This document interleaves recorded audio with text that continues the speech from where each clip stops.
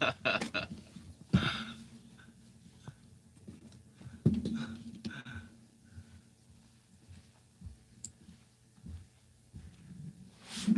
like 1% better than expected.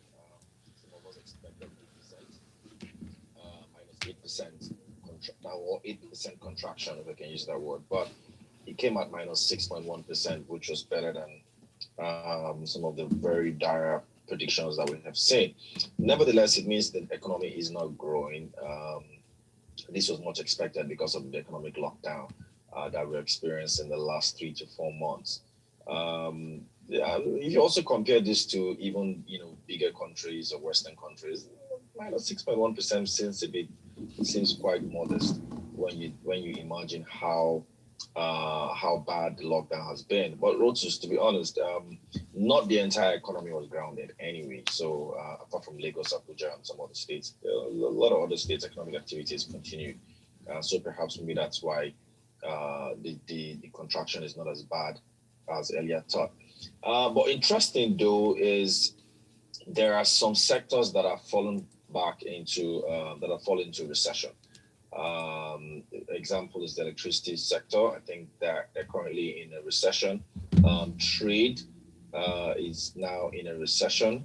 And then hotels, accommodation, entertainment services. Sorry, hotels and bars, restaurants, the kind of places you like to visit. Exactly. Yes. They're Yes. all, Yes. they're all in, Yes, they're indeed. in a recession right now. Transport services as well in a recession. Postal courier. It's pretty dire if you look at it across. Real estate has been in recession for over 6 quarters now, continues to be. Nevertheless, there were still some silver lining. The telcos are milking it. I think they recorded one of the fastest GDP growth rates in the quarter, despite what we have seen. The telecom sector recorded an 18% GDP growth rate, which is incredible stuff. Also, the financial institutions, that's a nice name for banks. So banks recorded 28% real GDP growth. That's just astonishing. So it's kind of strange though, because you expect that banks were going to take a hit in the last quarter, but they did not. Going by what I saw published yesterday, so banks and telcos are the winners in this official winners in this coronavirus pandemic from the point of view of the economic process. Thank you for that, Ugo. So when do you think we'll make a recovery, and do you foresee us falling into recession in quarter three? Um, you know, People have looked at this from different angles. You've thought of maybe we could see a V-shaped recession, or maybe a W-shaped, um, you know, um, comeback, right, or recovery.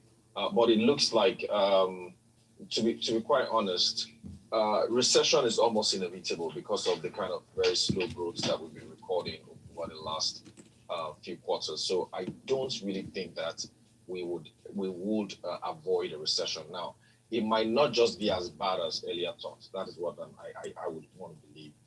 It probably won't be that bad, but recession is almost inevitable. I mean, a lot of sectors in the economy are still down. I still think that banks will experience a bit of problems, down the line when they start to make provisions for some of the bad loans that maybe they've been able to get away with. So the telco sector will continue to grow, but other economies or other sectors in the economy will still struggle. So and perhaps by the time we see third quarter GDP results sometime in maybe in November or late October, then it'll be clear that we are in a recession. But I'm pretty confident that we can climb back out of it by the end of the year, or worst case, the first quarter of 2021. Okay, okay. What messages? Yes, we Okay. do. We have this one from Benga Kamu. He said, Rotus, what can the government do to get out of the contraction? But we are not the only ones affected. Almost all countries around the world. COVID-19 came to compound an already bad situation for us. Mm. And then MI from Akoka says, good morning, sir. I think Nairametrics and the Silver Fox were on the money with the minus 6% contraction. The services sector took the hardest punch, especially hospitality. The only three sectors that were doing well are financial, telcos, and politics. He said politics. Oh, yeah. Right. I kind of agree with him. One other aspect of the services sector that also suffered is the professional services. So consulting and co. They also did take a huge hit, and that's because a lot of businesses weren't giving out any consulting jobs in the quarter. So they also took a big hit. So if you work in any of the big fours or any of these very big consulting firms, understand that your industry took a hit last quarter. So don't be expecting any pay rise anytime soon. Mm. Oh, wow. Okay, Ugo. I want to ask you about this Form M circular that was released by the central bank yesterday.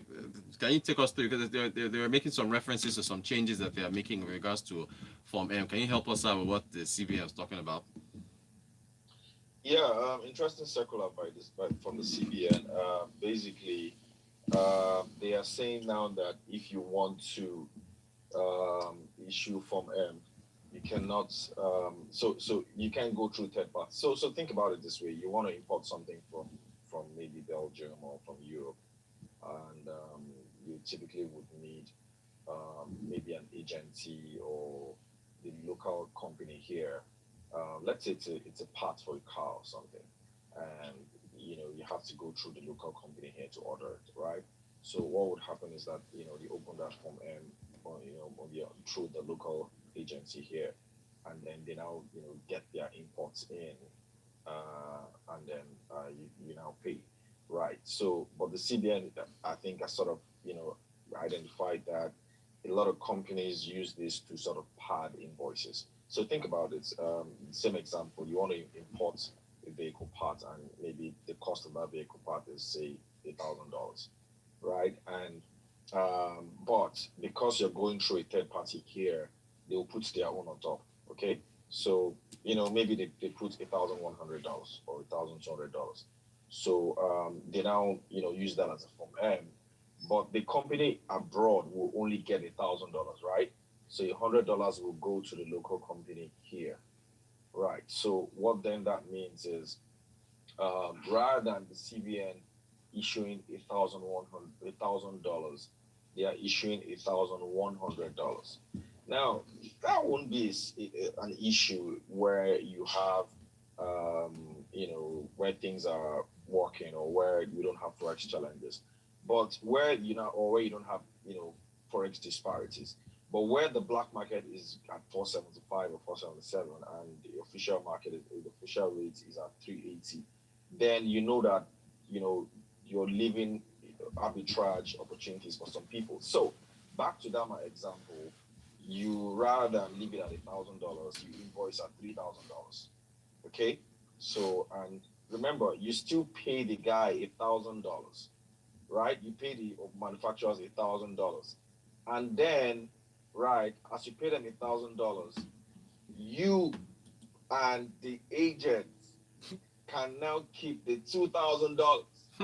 Wow. Thousand. The agent takes $1,000, and then you guys flip it in the black market, and then you make cool cash. So, I mean, I want to believe that's what the CBN is speaking to here, and that's what they're trying to avoid by now, by issuing this circular. But the interesting part about this circular is that CBN now went a step further. They're now saying that look, you can also have a list. Like they will now have like a list of what's that word they call it again? Price, is it price verification or what? Verification, product price verification, whatever mechanism. Yeah, that's the word, mechanism. Where if you want to import something or through it from banks can just go to that portal and just verify the price and be sure that you are not, inflating anything, and then based on that, they can then issue the Form M's. So it's a little bit extreme. I mean, Rotus, but we live in extreme times. So the CBN is basically trying all that it can to manage forex, the amount of forex we have in the contract. I don't know how long you can do that, right? But if you're looking to buy forex from the SMIS window, which is the window for importation, where you want to import items, then it's a market where the CBN basically dominates, and the CBN is the major supplier of forex in that market. So what they are telling you is that if you're going to buy forex from us, then it's got to be this way or nothing, except maybe you go through another route. So that's it, Rotus. I hope I've been able to explain it. Thank you. It's a clear explanation. There's one more circular that they also put out about, and you would know about this because you're in the power sector. The DMB-led electricity market collections. This is just to, it was an instruction to the banks with regards to collections on discos. Can you also take us through that one too? Yeah. So I saw the circular, kind of strange though, but it seems that what the CBN is trying to do is to have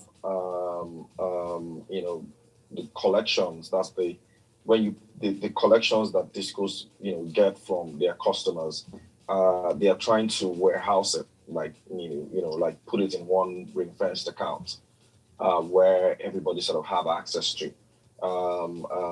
So that way, people who maybe lend money to the banks or guarantee bank loan, lend money to the discos or guarantee discos funds can be rest assured that they'll be paid. And I think it's kind of captured in the very first bullet point. It says that banks providing bank guarantees to Nigerian bulk electricity trader or trading PLC and the transmission company of Nigeria on behalf of discos will take full responsibility for the collection of the concerned discos and then the remittance of discos to both MBET and TCN. So in a nutshell, discos are meant to remit money to MBET. MBET is who buys power from, on behalf of Nigerians, on behalf of discos from the generating companies.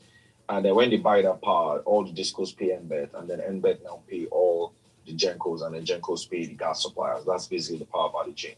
So what they're saying now is banks guarantee that payment, right? So banks provide bank guarantees to discos.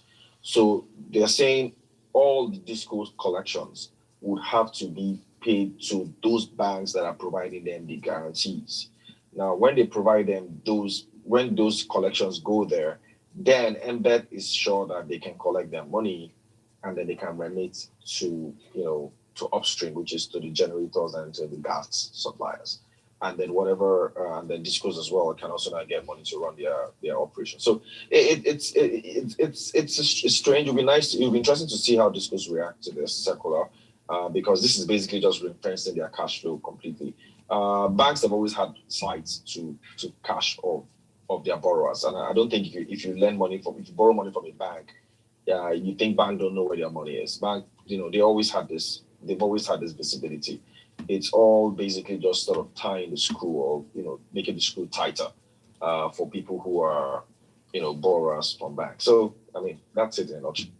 Ugojoy, thank you so much for that explanation. We've actually run out of time, but I'm glad you're able to fit those in there. Clear explanations on those new circulars, plus his reaction to GDP. Val, are we taking messages or we're out of time? We're out of time. Reuters is going to respond to the messages on WhatsApp, so hang in there. Ugojoy of Nairametrics, thank you so much for joining us. We appreciate you, and thanks for all your messages as well. All right, stay with us here on Smooth 98.1. And next at 7:30, we'll bring you freshly pressed 981. And this is Smooth. On the Nigerian economy, we see the bigger picture. Thank you. What's up? Express on Smooth 98.1. My name is Alpha. Grab a cup of coffee and chill.